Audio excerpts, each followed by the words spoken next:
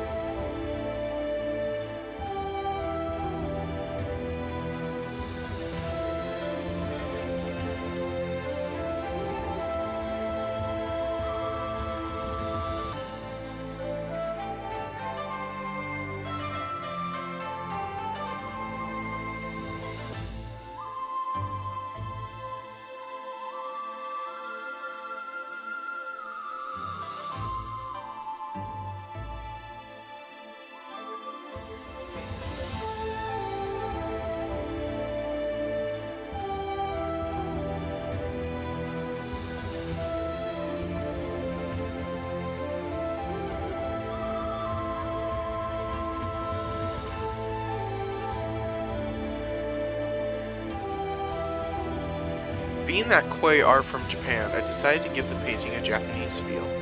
I tried to make the fins on her forearms look like the long sleeves on some kimonos, and I moved her side fins to her back to help resemble the tied part of the obi, or sash that's tied around the waist.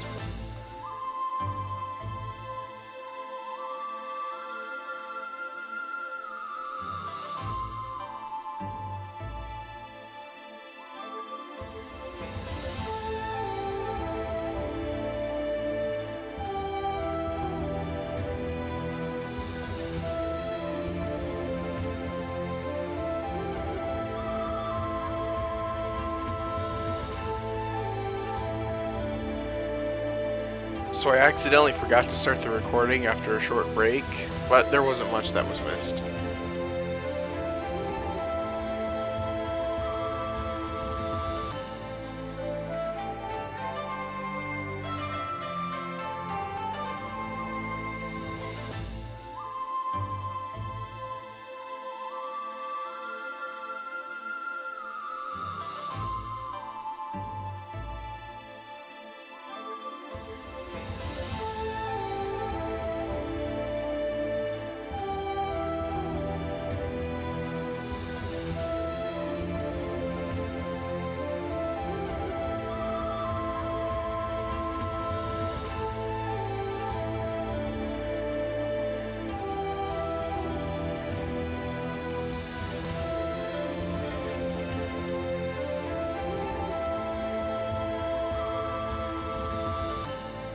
The instrument I'm having her play is called a shamisen, a 3-string instrument that has been pretty popular in Japan since the 16th century.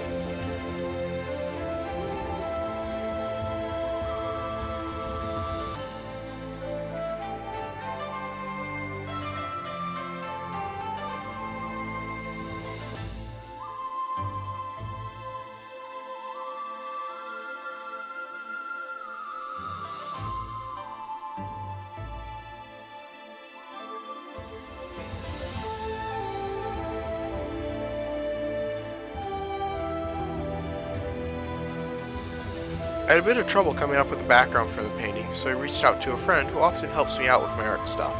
They suggested that I make a Japanese-style garden with a pond, cherry tree, and a waterfall.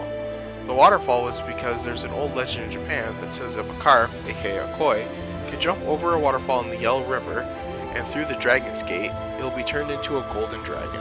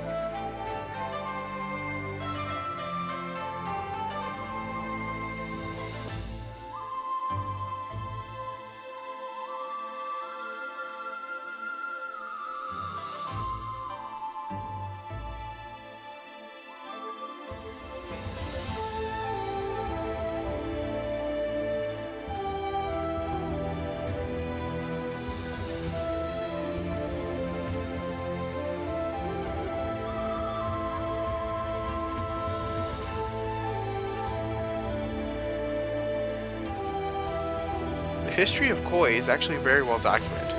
They originated from China as normal carp and were put into rice fields to eat insects and also be used as food for the farmers. One day, a farmer found one that had different colors from the other carp. He then separated it out and started breeding it.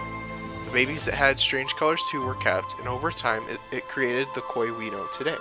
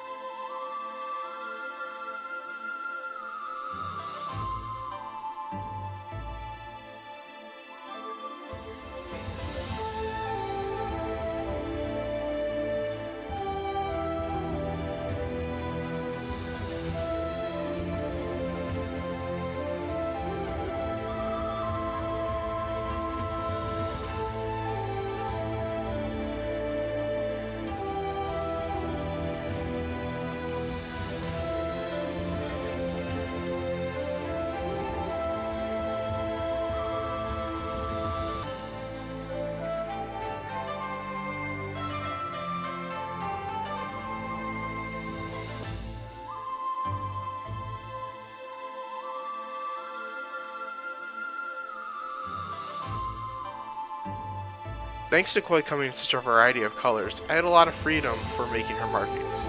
I went with the Showa look, which means that she has large patches of red/orange, white, and black. I had a few of these kind growing up, and they're one of the most colorful types of koi, so I thought it would fit pretty well.